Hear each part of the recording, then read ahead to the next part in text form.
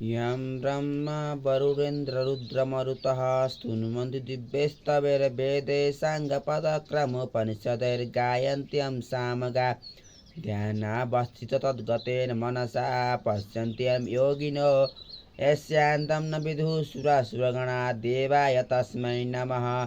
श्रीमच्चन्दनचर्चितोज्ज्वलवपुः शुक्लाम्बरा मल्लिका मालालङ्कृतकुण्डला प्रविलसन्मुक्तावली शोभिता सर्वज्ञाननिधान पुस्तकधरा रुद्राक्षमालाकरा वाग्देवी वदनाम्बुजे वसतु मे त्रैलोक्यमाता चिरं मुखं करोति वाचालं पङ्गुं लङ्घयते गिरिं यत्कृपतमहं वन्दे परमानन्दमाधवं।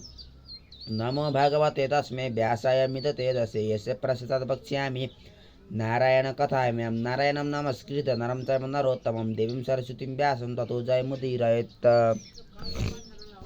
अथ पञ्चमोऽध्यायः। कुमारजी आज्ञा गर्नुहुन्छ अगस्त्य मुनि, तिमीले सोधेको सबै प्रश्नको उत्तर दिइसके। अब के सुन्ने इच्छा छ भन, म सबै सुनाउन तयार छु। त्यति सुनि अगस्त्य मुनिले बिन्ती गरे, हे कुमारजी, त्रिपुरासुरले कसको तपस्या गर्यो, त्यसलाई श्री महादेवले कसरी भस्म पार्नुभयो, यो सुन्ने इच्छा छ। त्यो सबै आज्ञा हवस्। यस्तो मुनिको प्रश्न सुनेर कुमारजी आज्ञा गर्नुहुन्छ, हे मुने, अघि विष्णु भगवानले हिरण्याक्ष दैत्यको वध गर्नुभयो अनि समस्त दैत्यहरू दुखी भएर खेद गर्न लागे। तब मय नामको दैत्यले मनमा विचार गर्न लाग्यो, जस्तो कामदेव नहुँदा रति भइन् त्यस्तै त्यो दानव राजा मय पनि भयो। अनि बलवान तारकाक्ष र विद्युत प्रभा नामका आफ्ना मित्र समेत लिई मयले कठोर तपस्या गर्न लाग्यो। ती तीनै जना दैत्यहरू माघ उसको जाडोमा हिमालयमा गई तपस्या गर्दथे। वैशाख जेठको घाममा पञ्चाग्नि तापी गर्मी प्रदेशमा तपस्या गर्दथे। यस्तै प्रकारले तपस्या गर्दा गर्दा 10,000 वर्ष बिताए। तिनका देहमा केवल हाड छाला मात्र बाँकी रह्यो। फेरि ती ठुलो सुखबाट पनि वञ्चित भए तैपनि तिनीहरू सूर्य जस्तै तेजिला देखिन लागे। तिनको तपस्याले ब्रह्माजी प्रसन्न भएर ती तीनैजनाको सामुन्ने पुगी नम्र स्वरले आज्ञा भयो, हे दैत्यहरूमा श्रेष्ठ भएका वीर हो, तिमीहरूको तपस्याले म प्रसन्न भएँ। जे इच्छा छ सो वरदान माग। ब्रह्माजीको त्यस्तो वचन सुनेर साष्टाङ्ग दण्डवत गरी केवल घुँडाले मात्र भूमिमा स्पर्श गरी हात जोडेर बिन्ती गरे, हे प्रभु, हजुर प्रसन्न हुनुहुन्छ भने हामीलाई अवध्यत्व कहिले नमर्ने वर दिनुहोस्। बल पराक्रम पनि ठुलो होस्। फेरि विमान समान जो हामी 3 पुर बनाउने छौँ त्यसमा मनुष्यको गति नहोस्। हामी ठुला बलवान हौँ, यही वरदान दिनुहोस्। ती दैत्यहरूले त्यस्तो वर मागेको सुनि ब्रह्माजी आज्ञा गर्नु, जे दैत्य हो त्यस्तो अवध्य वरदान दिन म असमर्थ छु। मृत्युको अवकाश राखेर अर्को वर माग, म दिन्छु, यसमा अन्यथा नमान। ब्रह्माजीको त्यस्तो आज्ञा सुनेर मैले फेरि बिन्ती गर्यो, हे प्रभु, अघि मैले भने जति सबै कुरा हवस्। मृत्युलाई ती मैले बनाएका पुरहरू एकै स्थानमा रहने छैनन्। अब जब 10,000 वर्ष पुग्ला तब ती पुराको केवल आधा निमेषसम्म मात्र मेल होस् र त्यही आधा निमेषभित्र जो एक बाणले ती तीनै पुरलाई नष्ट गर्न सकोस्, त्यही पुरुष हामीलाई मार्न सकोस्। मयका यस्ता वचन सुनेर तथास्तु भनी ब्रह्माजी आफ्नो लोकतर्फ जानुभयो। तब त्यो मय दानवले संसार नै नाश गर्ने इच्छा लिएर आदिकल्पमा ती पुरको रचना गर्दो भयो। ती 3 पुरमा पहिलो फलामको, दोस्रो चाँदीको र तेस्रो सुनको बनायो। ती तीन पुर आकाशमा सुमेरु पर्वतका श्रृङ्ग टाकुरा हुन् कि जस्ता देखिन लागे। ती पुरहरू चन्द्रमाका किरण लाग्नाले अति शीतल भएका स्थान स्थानमा आँखी झ्यालहरू बनेका घरका अट्टालिकाहरू पनि अति अग्ला आँगनहरूमा पनि राम्रा राम्रा देख्दै मनलाई मोह पार्ने शिलाहरूले छापेका स्थान स्थानमा सुनले मरेका उत्तम पुरद्वारहरूमा रङ्ग बिरङ्गका रत्न जडेका मुगा मोती मणिहरू स्थान स्थानमा जडाएर बिजुलीको प्रकाश समान रत्नहरूको चारैतिर प्रकाश फैलिएको बनायो। फेरि चित्र विचित्र प्रकाश फैलाउने गरी हिरा मोती आदि रत्न जडेको बाईको बेग लाग्नाले फरफराएका पताकाहरूले शोभायमान भएका घरहरूका पङ्क्तिहरू पनि रत्न समूहका थुप्रा नै हुन् कि भन्ने भान पार्ने फराकिला मार्गहरू पनि सिँगारिएका अत्यन्त राम्रा पुर तयार गरायो।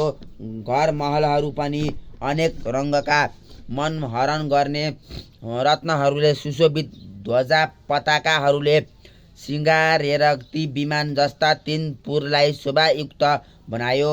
अनेक रत्न जडेका गमलाहरूमा रङ्गबिरङ्गका जात जातका उत्तम सबै ऋतुमा फुल्ने फुल र त्यस्तै षड ऋतुमा फल्ने फलका वृक्षहरू लगायो। तलाउहरू पनि अनेक प्रकारका कमलिनी कुमुदिनीका पुष्पले शोभायमान भएका तयार गरायो। यस्ता प्रकारले त्रिपुरवासीहरूको शोभाले युक्त महल तयार भयो।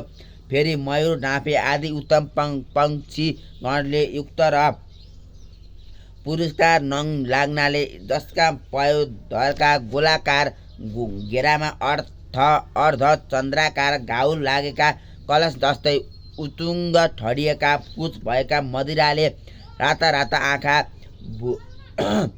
भइरहेका लाजले मुसुक्क हास्य गर्ने लोलिएका नेत्र भएका यस्ता अनिध्य सुन्दरीहरूले व्याप्त भएको त्यो त्रिपुर परेबाट पनि अत्यन्त रमणीय देखिन लाग्यो। यस्तो त्रिपुरमध्ये जो फलामको थियो र त्यो मैले तारकाक्ष नामको आफ्नो मित्रलाई दियो। अर्को चाँदीको जुन सुन्दर पुर थियो त्यो विद्युत प्रभलाई दियो जुन सुवर्णले बनेको सबैभन्दा उत्तम थियो। त्यो मैले आफूले लियो अनि त्यो त्रिपुर दैत्यपति मन्त्रीवर्गले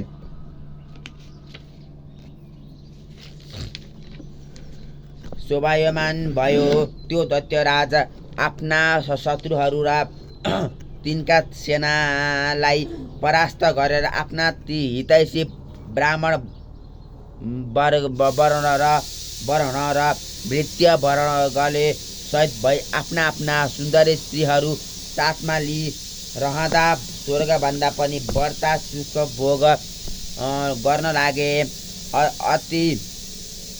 अनि तिनै लोकका आनन्दलाई ध्वंस गर्न लागे। साथै अभिमानले भरिएर देवताहरू सबै विजित भए भन्ने मनमा ठान्न लागे।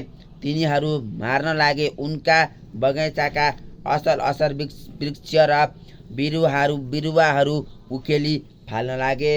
केही आफ्ना बगैँचामा सार्न लगाए। यसरी देवताहरूलाई दुःख दिएको निकै समय व्यतीत भयो।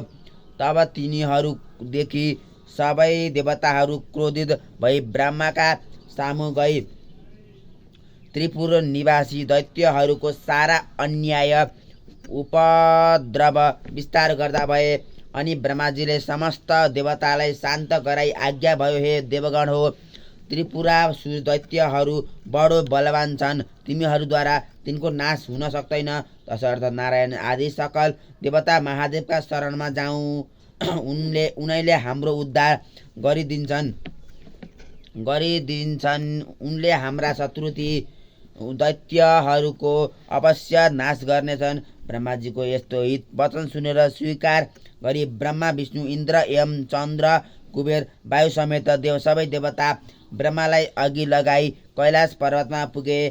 त्यहाँ महादेवको दर्शन पाई हात जोडेर स्तुति गर्न लागे। हे पिनाकधारी, हे चन्द्रमौले, हे त्रिलोकेश अमित पराक्रमी, हजुरलाई कोटि कोटि नमस्कार। हे चन्द्रशेखर, हे त्रिलोकदेव, हे चन्द्रमौली, जटाजुधारी नीलकण्ठ, हजुरलाई कोटि कोटि नमस्कार। संसारलाई शरण लिने, नन्दीलाई वर दिने, देवताका पनि देवता यस्ता हजुरलाई कोटि कोटि नमस्कार। थोरै सेवाले पनि प्रसन्न भएर वर दिने, यज्ञका मालिक, हिमालयमा निवास गर्ने यस्ता हजुरलाई कोटि कोटि नमस्कार। योगीहरूले सदैव ध्यान गरिने, जगतको वैभवलाई तुच्छ ठान्ने, धर्ममा दृढ रहने, दिशारूपी वस्त्र धारण गर्ने, भक्तलाई वर दिने, ब्रह्माण्डका दाता विधाता यस्ता हजुरलाई कोटि कोटि नमस्कार। सूर्य चन्द्र इन्द्र वायु आदि देवताको सृष्टि र पालन गर्ने यस्ता हजुरलाई कोटि कोटि नमस्कार। सूक्ष्म भन्दा पनि अति सूक्ष्म काल स्वरूप नित्य स्वरूप धारण गर्ने यस्ता हजुरलाई कोटि कोटि नमस्कार। पर भन्दा पनि पर ब्रह्म स्वरूप शङ्करलाई कोटि कोटि नमस्कार। सारा ब्रह्माण्ड धारण गर्ने सूर्य चन्द्र वायु अग्नि र जल एवं आकाशको रचना गर्ने यस्ता हजुरलाई कोटि कोटि नमस्कार। हे सौम्य, हे पुरुषोत्तम, हे वपुष्मान, त्रैलोक्यको सृष्टि स्थिति संहार गर्ने यस्ता हजुरलाई कोटि कोटि नमस्कार। पुषाको दाँत भाँच्ने, दक्षको यज्ञ नाश गर्ने र कामदेवलाई भस्म पार्ने यस्ता हजुरलाई कोटि कोटि नमस्कार। सुरासुरका उत्पन्नकर्ता, यज्ञका हर्ता धर्ता, हे शिखण्डिन, हे नीलकण्ठ, हजुरलाई कोटि कोटि नमस्कार। निरन्तर सुधा स्वरूप पार्वतीका भर्ता, गणेश कुमारका पिता, हजुरलाई कोटि कोटि नमस्कार। सदा मोक्ष रूप वरदान दिने, हे विश्वेश्वर, हे ब्रह्मात्मन, हे वरदाता, हजुरलाई कोटि कोटि नमस्कार। हे योगेश्वर, हे चण्डीश्वर, हे रुद्र, हे सर्व, हे शम्भु, हे भीम, हे ईश्वर, हजुरलाई कोटि कोटि नमस्कार। हामीदेखि प्रसन्न हुनुहोस्। यस्तो देवताहरूले कातर भएर स्तुति गरेको सुनि तिनका मनको भाव जानी आज्ञा गर्नुभयो। हे देवता हो, जे इच्छा छ सो वर माग, मैले नदिने संसारमा केही वस्तु छैन। म इच्छा पूर्ण गर्न तयार छु। जे इच्छा छ निशङ्क भएर माग। यस्तो महादेवको आज्ञा सुनि प्रसन्न भएका देवताहरूले विनम्र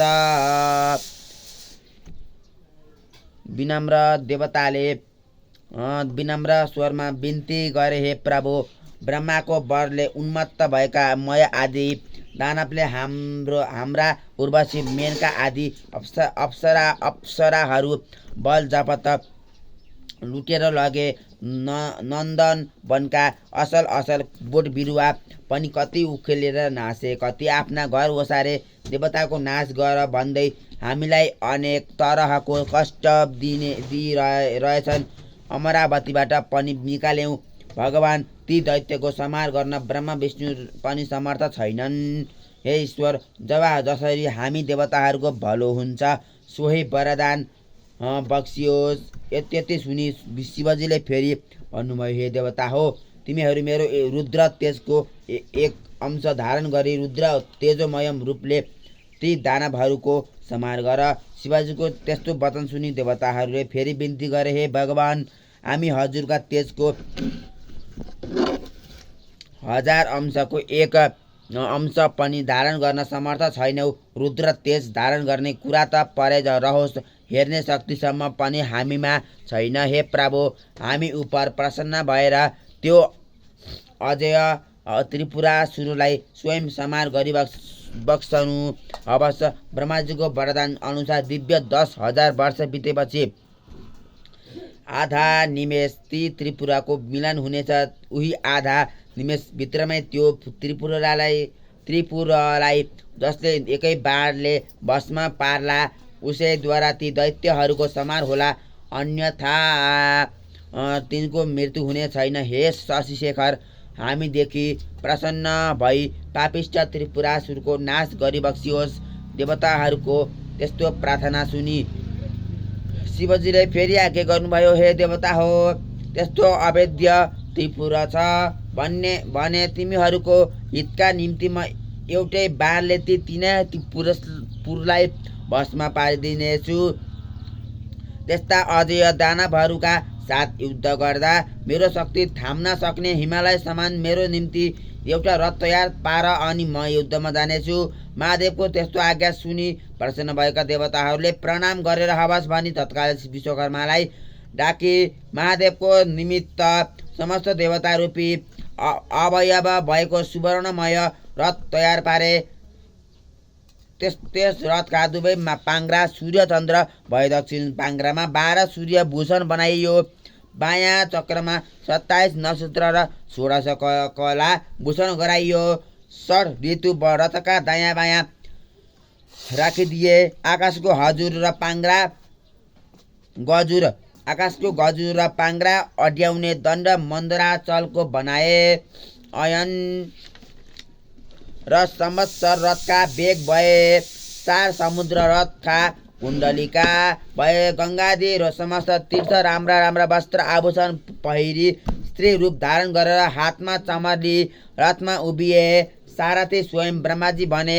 ब्रह्मस्वरूप ओमकार को रा बनाएर र विन्ध्याचलको छत्र निरूपण गरे।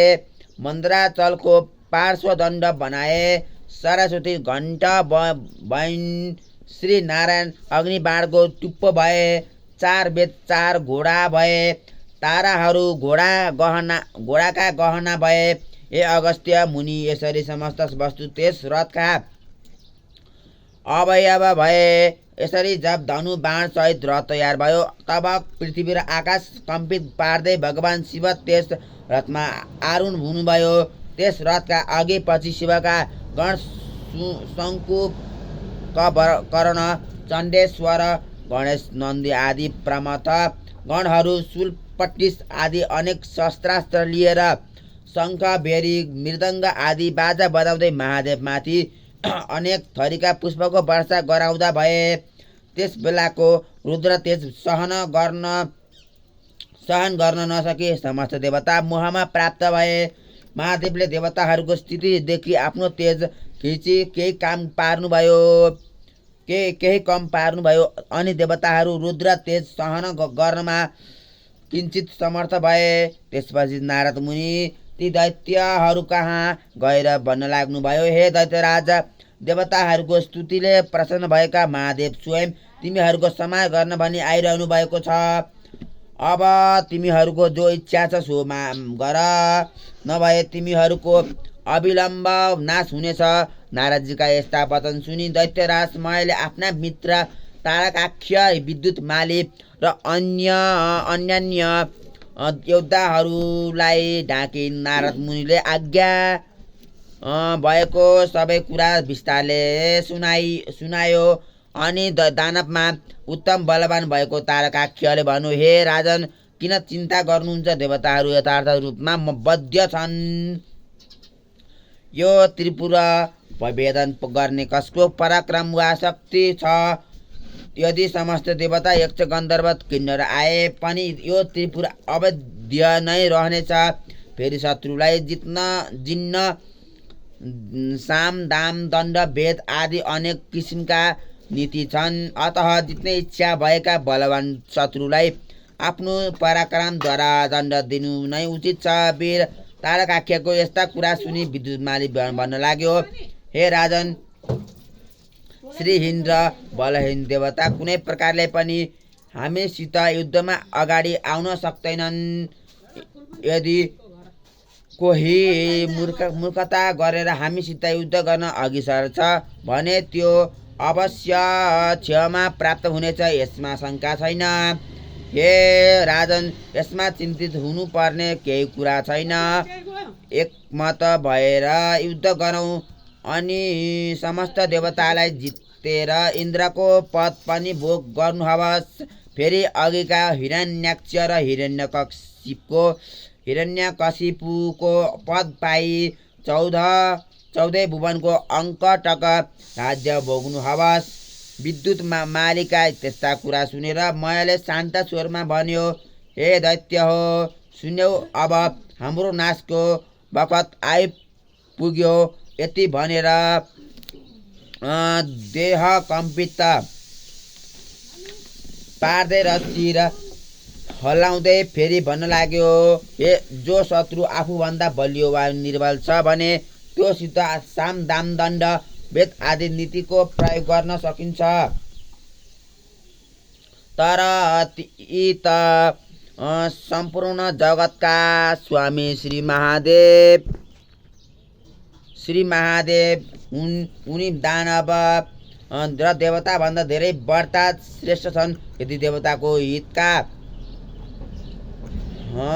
लागि उनी स्वयं हामीलाई मार्न आइरहेका छन् भने यसको त कुनै पनि उपाय छैन।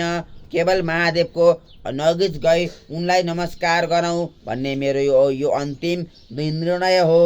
यदि हामी उद्दण्ड झैँ कठोरता धारण गरेर उनका सामु युद्ध गर्न गयौँ भने केवल उनको दृष्टिपात हेराइले नै भस्म हुनेछौँ।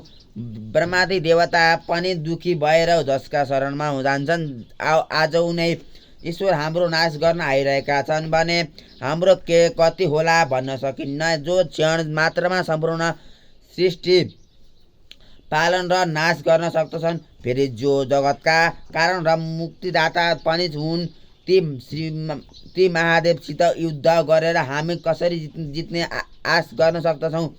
हे वीर हो, हाम्रो विधिहीन तपले के हुन सक्दछ? फेरि त्यसको फल हामी यीहरूले धेरै वर्षसम्म भोग गरिसक्यौँ। अतः म भन्दछु, हे दानव वीर हो, तिमीहरू सबै कालले प्रेरित छौ, त्यसै कारण युद्ध गर्न तम्सिएका छौ। मयको त्यस्तो कुरा सुनि नारद मुनि उन्मत्त दैत्यहरूको मृत्युरूप यो कुरा भन्न लागे, हे दानवराज, अब तिमीहरूको तपस्या सकियो। यदि सङ्ग्राममा पछि हटेर नपुंसक झैँ देवताहरूको शरणमा जानुभन्दा त सङ्ग्राममा लडी वीर गति पाउनु नै उत्तम ठान्दछु। यदि शिवका हातबाट मर्न पायो भने उनका प्रमथ गणको अधिपति पनि हुन सक्दछौ। सङ्ग्राम नगरेर शरण पर्न गयो भने पनि देवताको हितका लागि तिमीहरूलाई नमारी छाड्ने छैनन्। फेरि दानवहरूका राजा वीर पराक्रमी भएर पनि कायरतातिर लाग्नु उचित छैन। कायरदेखि शिवजी प्रसन्न हुँदैनन्, बरु युद्धमा पराक्रम देखाउने वीरदेखि प्रसन्न हुनेछन्। अतः किन नलड्ने? अवश्य लड। यदि संयोगले जित्यौ भने तिनै लोकको सुख भोग गरौँला। नारद मुनिका यस्ता कुरा सुनेर तारकाख्य र विद्युतमाली दानवहरू आयुष्य क्षीण भइसकेका हुनाले भन्न लागे, ठिक हो, उत्तम हो, नारदजीले आज्ञा भएको उचित हो। दानवराज मयले पनि आफ्ना सहयोगीहरूको कुरा सुनि अब समस्त दानव वंशको संहार हुने समय भयो भन्ने जानी नारदजीले आज्ञा भएको उचित हो भनी समर्थ गरे। अनि मयका वचन सुनेर नारदजी पनि प्रसन्न हुनुभयो र समस्त दैत्यहरूलाई युद्ध गर्न उद्यत पारी मयसित बिदा मागी महादेव कहाँ गएर उहाँ भएको कुरा सबै निवेदन गरे।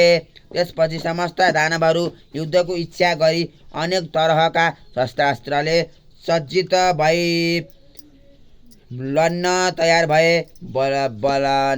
बलनामा, नेमी नामा, बाणासुर, तारकाख्य, विद्युतमाली आदि प्रधान दानवहरू पनि युद्धको निश्चय गरी राजा भएका सामुन्ने आई अनेक प्रकारले सिंहनाद गर्दै गर्जन थाले।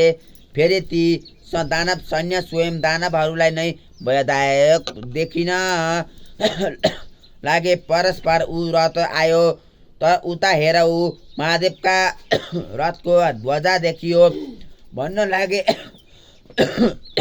भएर शोक त्यागी नाना तरहका शस्त्रास्त्र लिई युद्धको इच्छाले जसरी पशु आगोको नजिक गए झैँ कालले प्रेरित दैत्यगण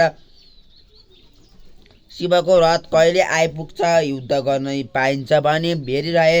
त्यसै बखत पश्चिम सागरको शिरोभागमा रहेको अनेक सौन्दर्यले शोभा बढाइरहेका ध्वजा पताका आदिले सज्जित एवं सुशोभित सुमेरु पर्वत समान त्रिपुरा देखियो। नन्दीश्वर आदि महादेवका प्रधान गणहरू उच्च स्वरले सिंहनाद गर्न लागे। तिनको सिंहनाद सुनेर दानव गणहरू पनि नगर छाडी बाहिर निस्के। यता चण्डेश्वर पनि उज्जवल कुठार हातमा लिएर डरलाग्दो मुख पारी शिवगणका सामुन्ने आए। फेरि दिव्यमान त्रिशूल हातमा लिए शिवकै समान पराक्रम गर्ने इच्छा भएका गणका अधिपति पार्श्वभागमा आए। अर्को गणका स्वामी शङ्कुकर्ण मुसल हातमा लिएर अर्को पार्श्वमा डटे। नन्दी भृङ्गी ऋषि तुण्डी र वीरभद्र आदि प्रधान वीरहरू पनि वज्र त्रिशूल गदा परिग आदि लिएर युद्धमा अग्रसर भए। यता दानवगण पनि शिवजीको रथ आएको देखेर युद्धका निमित्त अनेक शस्त्रास्त्र लिएर शिवगणमाथि जाइलागे अनि दुवै तर्फबाट युद्ध सुरु भयो। शिवजी पनि त्रिपुरालाई भस्म हुन लागे झैँ देखेर प्रसन्न मुद्राले सङ्ग्राममा तत्पर हुनुभयो। नन्दी महाबली दानवसित जुधे। भृङ्गीले 10 बाणद्वारा विद्युत प्रवाहलाई भेदन गरे, तर राता राता नेत्र पारेर अनेक शिराले ठोक्ता पनि उसलाई केही हानि गर्न सकेनन्। तब श्रृङ्गी र ऋषिले त्यस दैत्यका पृष्ठ देशमा प्रहार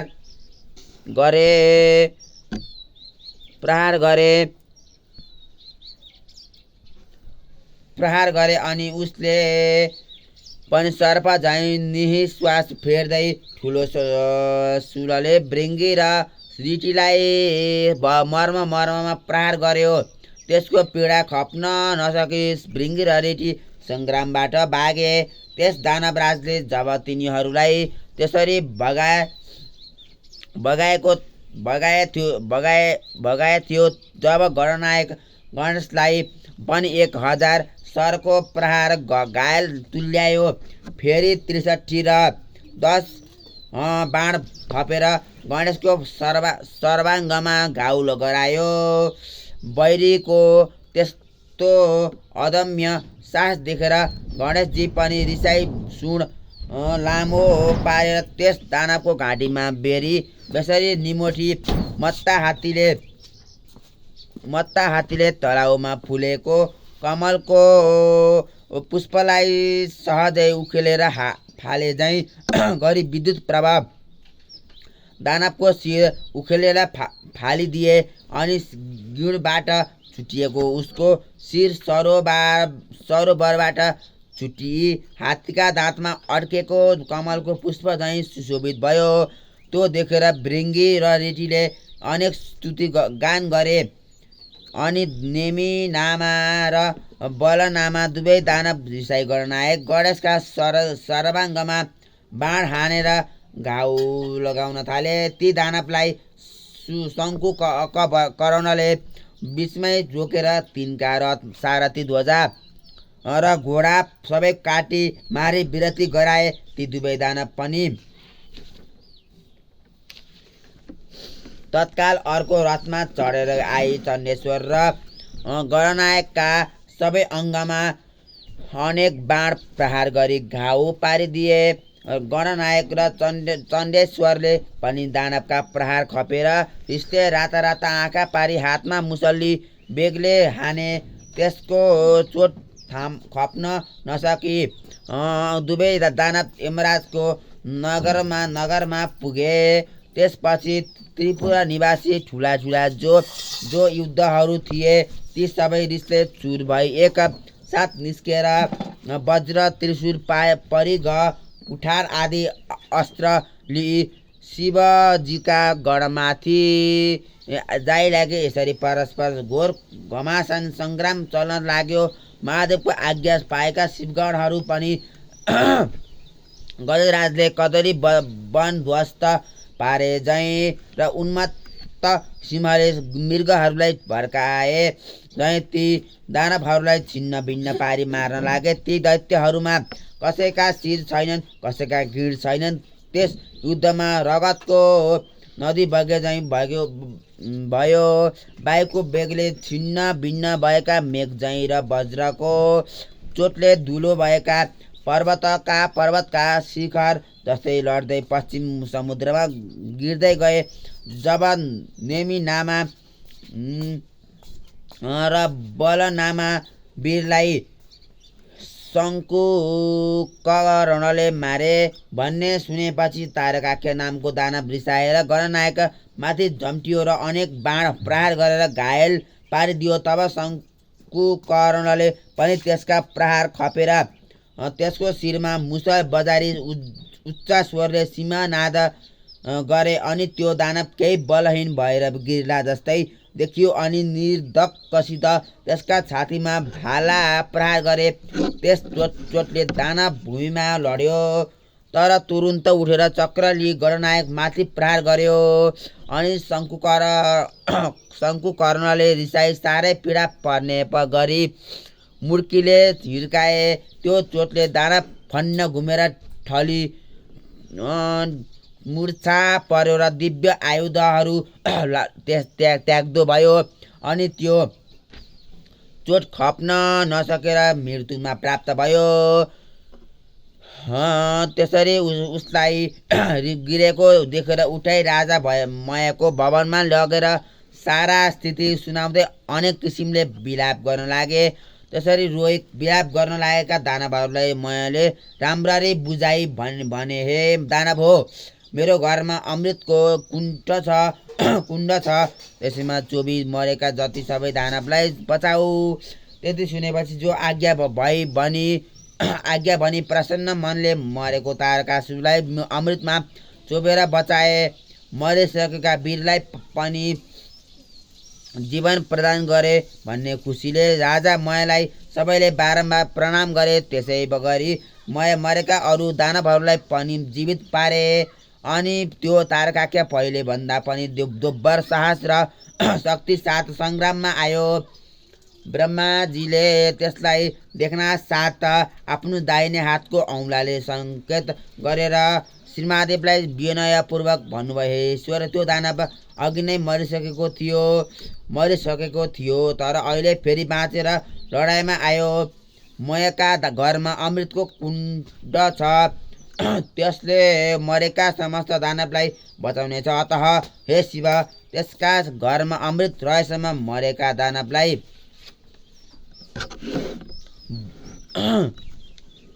बराबर बचाइरहनेछ। यस कारण एक बाण प्रहार गरेर त्यो अमृत सोसी लिनु पर्दछ। ब्रह्माजीको वचन मानेर शिवले एक बाण प्रहार गरी सारा अमृत सोसी लिनुभयो। ब्रह्माजीले फेरि विनयपूर्वक बिन्ती गरे, हे प्रभु, अब त्यो बाण प्रहार गर्नुहोस्। मैले त्रिपुरासितको युद्ध अघाउन्जी देखेँ। लड्दा लड्दा आज 1000 वर्ष बितिसक्यो तर त्यसको नाश हुन सकेन। अब त्यो बाण शीघ्र छाड्नुहोस् अनि बैरीको नाश होला। ठिक उसै बेला ती 3 पुरहरू आधा निमेषसम्म जोरी फेरि छुट्टिने छन्। ती पुरहरू एकपल्ट जोरिएर छुटिएपछि जति बाण प्रहार गरे पनि सफलता प्राप्त हुन सक्दैन। हे प्रभु, मेरो प्रार्थना स्वीकार गरी बक्सिन्छ भने तत्काल बाण प्रहार गरेर यस त्रिपुरालाई नाश गर्नुहोस्। ब्रह्माजीको त्यस्तो विनययुक्त कुरा सुनि, ठिक हो, असल हो भनी त्यो अग्नि सोमयुक्त उग्र बाण धनुमा राखी धनुलाई तलमाथि झुकाई दिव्य 10,000 वर्ष पुग्नासाथ आधा निमेष आँखा जिम्म गरेर उगारे जति समयको लागि त्रिपुर जोरियो। तब महादेवले आफ्नो योग बलले निश्चल पारिदिनु भयो अनि जसको टुप्पामा अग्नि सोम स्थित भए त्यो नारायण रूपी बाण शिवले प्रहार गर्नुभयो। त्यो बाण छुट्यासाथ त्रिपुराका भव्य महलहरूमा आगो लागेर चारैतिर उड्न थाल्यो। दिक कष्ट भन्ने शब्द सुनिन लाग्यो। महादेवले तत्काल नन्दीलाई भन्नुभयो, त्यो मय दानव मेरो प्रिय भक्त छ, त्यसलाई अग्निले नडराउन्। श्री महादेवको त्यस्तो आज्ञा पाउना साथ वायुरूप भई बाणभन्दा पनि बेगले गए। मयको घरमा नन्दीले देखे राजा मय शिवलिङ्ग सामुने राखी उनकै ध्यान गरिरहेको छ। तब नन्दीले मयलाई भने, अग्निले तिमीलाई जलाउने छैनन्। मयले तुरुन्त नन्दीलाई प्रणाम गरे। त्यसै बेला अग्नि पनि आइपुगेर नन्दीले शिवको आज्ञा अग्निलाई सुनाइदिए। तब अग्निले मय दानवतिर फर्केर भने, हे शिव भक्त, अब तिमी यो नगर छाडेर तुरुन्त जाऊ। मयले जो आज्ञा भनेर सुवर्णको शिवलिङ्ग बोकी तत्काल पाताल गए। यता नन्दीले फर्केर गई सम्पूर्ण कुरा शिवजीलाई बिन्ती चढाए। अब त्रिपुरा भस्म हुन लाग्यो। त्यसका वेदी महल उद्यानहरू धमाधम भत्किएर नासिन थाले। अनेक दानव र तिनका परिवारहरू कराएको मात्रा सुनिन लाग्यो। वस्त्र खुस्केका अनेक सुन्दरी स्त्रीहरू घरबाट बाहिर निस्की रोए कराएको चर्को स्वर सुनिन लाग्यो। अग्ला अग्ला महल र विमानहरूमा रहेका कठोर र उच्च स्तन भएका मदले विह्वल नेत्र भएका आफ्ना पतिका अत्यन्त प्रिय नारीहरू अग्निबाणले डराई घर घरमै यताउता दगुर्न र कराउन थाले। जस्तै पर्वतमा भूमिकम्प नहुँदा त्यहाँका किन्नरहरू भयले व्याकुल हुन्छन्, त्यस्तै आफ्ना पतिलाई भयले आकुल भई अङ्कमाल गर्न थाले। कोही डराई भाग्न लागे। कतिपय दानवगण आफ्ना स्त्रीहरूलाई बोकेर नगर छाडी बेग्लै भाग्न लागे। शिवको भक्तिले हीन र वस्त्राभूषणले पनि हीन पर्वताकार देख्दैमा डर लाग्दा काला दानवहरू डढेर सागरमा खस्न लागे। जति दानवहरू समुद्रमा खसेथे ती सबैलाई जलका अनेक जन्तुले खान थाले। कति दानवहरू त आफ्ना पति वा पत्नीको अवस्था देखेर खप्न नसके आगोमा डढेर मरे। रतिका अन्त्यमा खेदित भएका तर तुरुन्त कामले पीडित भई प्रियका साथ जाउँ भन्ने इच्छा भएका ती दैत्यहरू भार्या सहित अग्निमा डढेर मरे। कोही समुद्रमा हामफाली जल जन्तुको भोजन भए। कोही आधा डढेर कोही भाग्दा लडेर स्वाहा भए। यस प्रकार त्यो अमुक अग्निशोमयुक्त बाणले त्रिपुर भस्म पारी शेष नगर समुद्रमा डुबाई फेरि भगवान शिवको हातमा आइपुग्यो। त्यस्ता प्रकारले अवैध त्रिपुर भस्म भएपछि देवताहरू आफ्ना अधिकार पाई शिवजीलाई प्रणाम गरेर स्तुति गर्न लागे। हे रुद्र, आज हजुरद्वारा जुन रौद्र कर्म हुन गयो त्यो अन्य कसैबाट पनि न कहिले भएको थियो न फेरि हुनेछ। हे शङ्कर, यो कामले हामी समस्त देवताहरूको कष्ट निवारण गरिदिनु भयो, अत हजुरलाई कोटि कोटि नमस्कार छ। यस्तो देवगणले स्तुति गरेको सुनि महादेव प्रसन्न भएर आज्ञा भयो, हे देवता हो, आफ्ना प्रिय भक्तजनलाई सदैव पुत्र जस्तै स्नेहपूर्वक पालन गर्नुपर्दछ। आज त्रिपुरावासी दानवहरूको संहार हुन गएकोले तिमीहरूको इच्छा पूर्ण भयो। अब तिमीहरू खुसी साथ आफ्ना आश्रममा जाओ। श्री महादेवले यस्तो आज्ञा भएको सुनि महादेवलाई दण्डवत प्रणाम गरी आफ्ना लोकमा जाँदा भए। देवताहरू गएपछि नन्दी भृङ्गी भूत प्रेत पिचास डाकिनी साकिनी सहित भएर शिवजी कैलाशपुरी पाल्नुभयो। हे अगस्त्य मुनि, त्यो सहसा कसैको वर्णन गर्न नसक्ने त्रिपुर दाहात मैले सुनाएँ। जो शिवभक्त खुसी साथ यो कथा सुनाउला त्यो समस्त पापबाट मुक्त भएर मरेपछि शिवको पार्षद भएर सधैँ कैलाशमै बस्न पाउनेछ। ओम जय श्री स्कन्द पुराणे केदारखण्डे माघ महात्म्ये कुमार अगस्त्य मध्ये श्री सुतानी व्रत स्वस्त्री स्वस्तानी परमेश्वरिया व्रतकथायां त्रिपुरदाह वर्णन नाम पञ्चमोऽध्यायः। ओम उपनयतु मङ्गलवः सकल जगन्मङ्गलालय श्रीमान दिनकर निकिरण निबोधित नवनलिन दल निवक्षिण कृष्ण काले वर्षतुपर्जन्य पृथ्वी सशालिनी देशोऽयं थिवरहितो ब्राह्मणा सन्तु निर्भया अपुत्रा पुत्रिणा सन्तु सन्तु पौत्रिणा निर्धना सतना सन्तु जीवन्तु शरदां शतां तत्रैव गङ्गा यमुना तत्र गोदावरी सिन्धु सरस्वती च तीर्थानि सर्वाणि वसन्ति तत्र यत्र च्युतार कथा प्रसङ्ग या कुन्देन्दु तुषार हार्दवला या शुभ्रवस्त्रावृता या वरदण्डमण्डितकरा या सुतपद्मासना या ब्रह्मच्युत सङ्कर पर्वतीवीर देवसुता वन्दिता सामां पादु सरस्वती भगवती निश्चजाड्यापहा कायेन वाचा मनसिन्द्रिया वा बुद्धनामा प्रकृति स्वभावात् करुम यदु सकलं परस्मै नारायण समर्पयत श्री सुतानी माताको श्री सुतानी माताको श्री सुतानी माताको